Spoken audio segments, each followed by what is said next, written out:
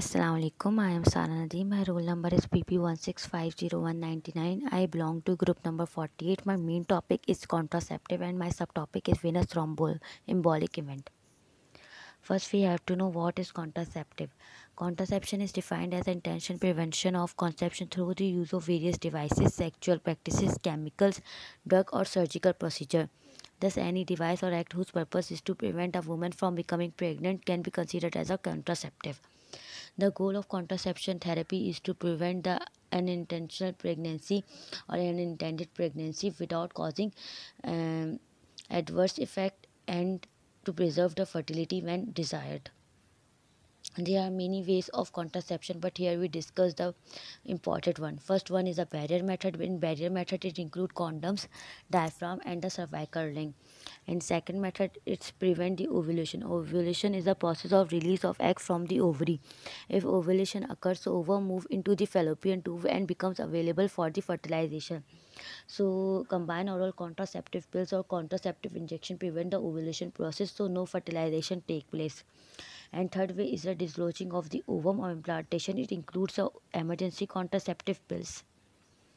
Thromboembolic event. Venous thromboembolic event is a condition in which a blood clot forms most often in the deep vein of the leg, arms, known as a deep vein thrombosis, and travels in the circulation, lodging the lungs, known as pulmonary embolism. Combined hormonal contraceptive contribute the thromboembolic event by various mechanisms. Estrogen increase the coagulation and thereby increase the possibility of the clot formation. Long-term use of the combined oral contraceptive pills associated with the increased platelet count and increase the platelet aggregation. It is generally thought to be caused by the estrogen. More recent data showing increased thrombosis rate in the user of the third generation of progesterone, which is desogestrel and gastrodine, suggests that the progestin may also have a role in the thromboembolic risk. The risk of the venous thrombosis doesn't seem to be associated with the duration of the combined oral contraceptive, but greater risk is associated with the ethinyl estradiol dose greater than 35 mcg. Women with the mutation in the clotting factor 5 or deficiency in the protein C, protein S, or antithrombin are most likely to be experience the venous thromboembolic event with combined oral contraceptive than women without the hereditary prothrombin defects. If patient has a family history of the thrombosis, then measurement of the antithrombin 3, protein C, protein S, prothrombin G, mutation factor 5 Leiden, and homocysteine levels should be considered. All patients using the combined hormonal contraceptive should be consulted about the warning sign.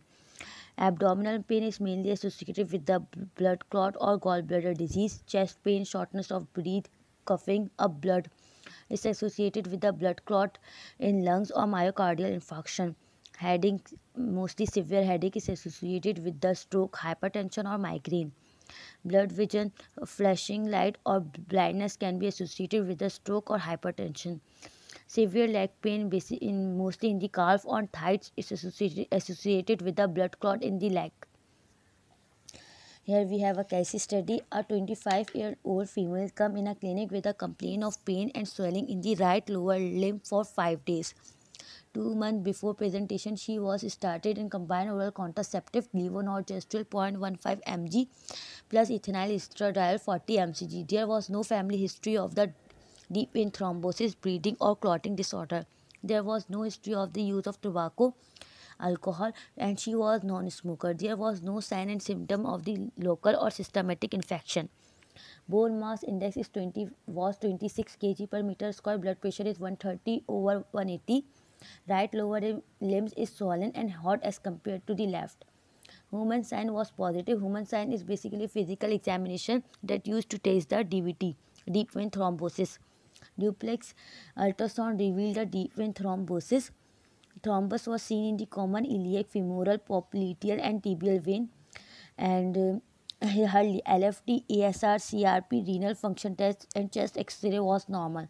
Suggests her medication to treat the deep vein thrombosis and suggests other contraception for birth control. Here we have a soap notes. So first we have a subjective. Subjective is age 25-year-old, gender female, chief complaint pain and swelling in the lower right limbs for 5 days. Current medication she is using is levonorgestrel and 0.15 mg plus ethinyl estradiol 40 mcg, which is contraceptive. History: no family history of deep vein thrombosis, bleeding, or clotting disorder. Here we have objective. Bone mass index is 26 kg per meter square. Blood pressure is 130 over 180.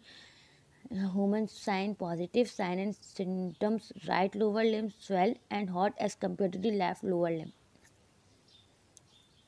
Assessment: duplex ultrasound revealed supervision and deep vein thrombosis.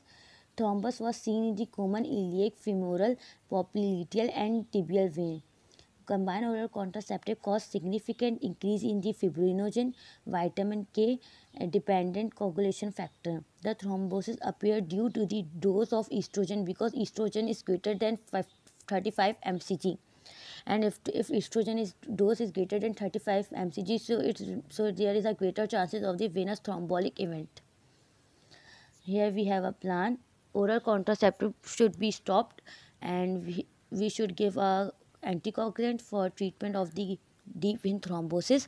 Here we have an anticoagulant fondaparinux sodium 5 mg subcutaneously once daily for 7 days, and it is a factor 10A inhibitor, and it is a anticoagulant.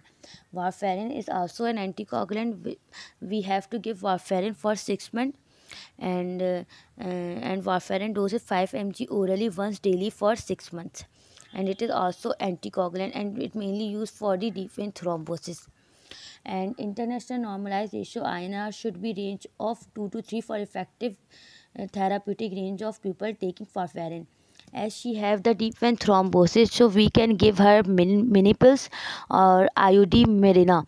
IUD Mirena is a provide long term birth control. Mirena release progestin and prevent the pregnancy. Mirena also thicken the mucus in the cervix to stop the sperm from reaching or fertilizing an egg. Mirena also thin the lining of the uterus and suppress the ovulation process. And we can also give the copper coil for birth control. That's all for my presentation. Thank you very much.